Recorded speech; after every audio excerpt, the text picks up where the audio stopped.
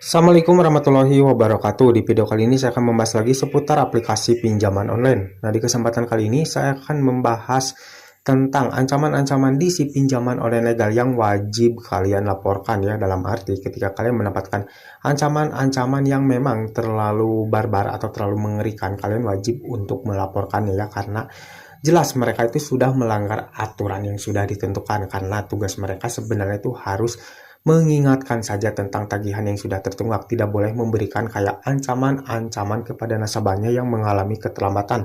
Apalagi untuk ancaman-ancamannya itu cukup mengerikan atau mungkin bisa dibilang cukup barbar ya.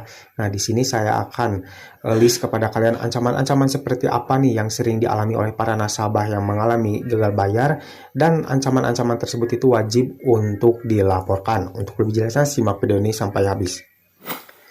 Yang pertama adalah ancaman penyebaran data. Nah, biasanya dari pihak di si pinjaman online legal ya, tidak sedikit ada juga nih yang sering memberikan ancaman kepada nasabah-nasabah yang mengalami galbay. Itu biasanya mereka akan mengancam menyebarkan data-data kalian seperti foto KTP kalian atau mungkin foto selfie kalian sedang memegang KTP.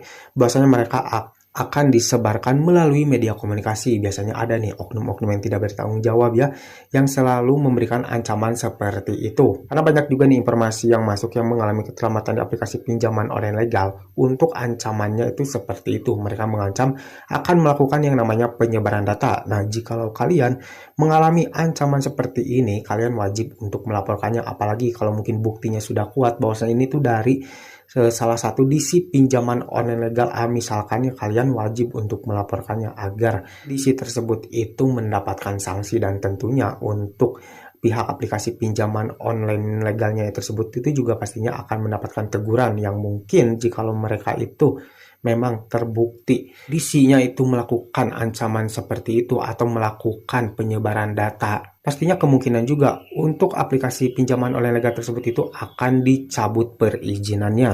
Nah, yang selanjutnya adalah ancaman akan menghubungi nomor-nomor yang ada di ponsel kalian.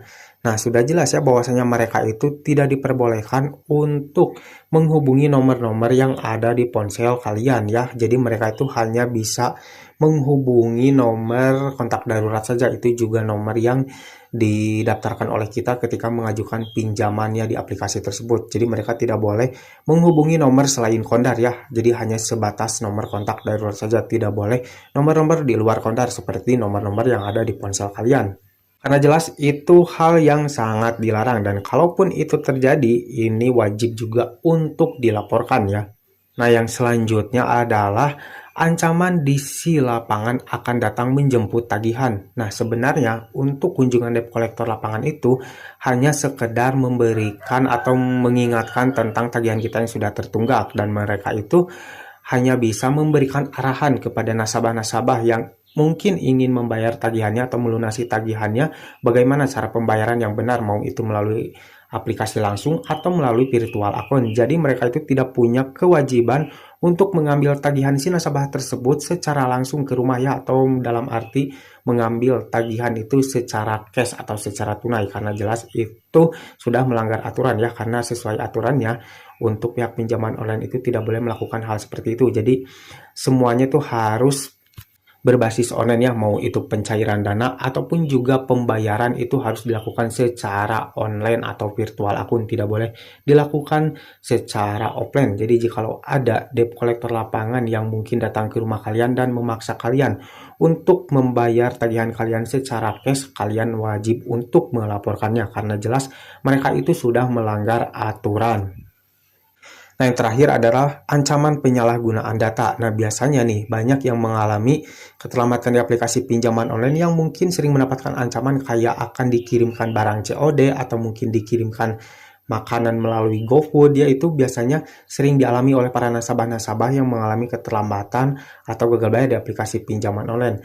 Nah, hal tersebut itu bisa dijadikan atau bisa disebut juga sebagai penyalahgunaan data, karena jelas ya, kalian itu tidak pernah memesan barang apapun atau tidak pernah memesan makanan apapun ya, namun dari pihak di si pinjol itu melakukan hal-hal tersebut tanpa konfirmasi dari kita. Sudah jelas itu yang namanya penyalahgunaan data, karena mereka mengirimkan barang secara COD kepada alamat kita dan memberikan nomor kita. Itu itu sudah jelas ya namanya penyalahgunaan data.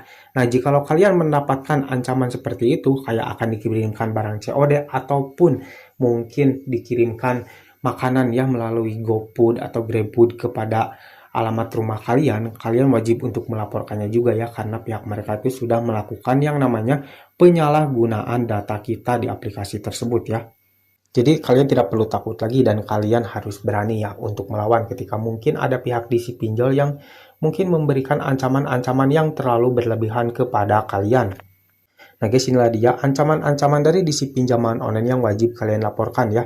Nah jika kalian mengalami hal-hal ini dan kalian mendapatkan ancaman-ancaman ini apalagi sampai terjadi, kalian wajib untuk melaporkannya ya kepada OJK ya, bahwasannya dari pihak di si pinjaman online ini sudah melakukan hal-hal di luar aturan. Jadi mulai saat ini kalian tidak boleh gampang takut, tidak boleh gampang dibodoh-bodohi. Kalian harus berani untuk melawan jikalau ada di si pinjaman online yang memberikan ancaman-ancaman di luar aturan atau mungkin ancaman-ancaman yang cukup barbar kepada kalian.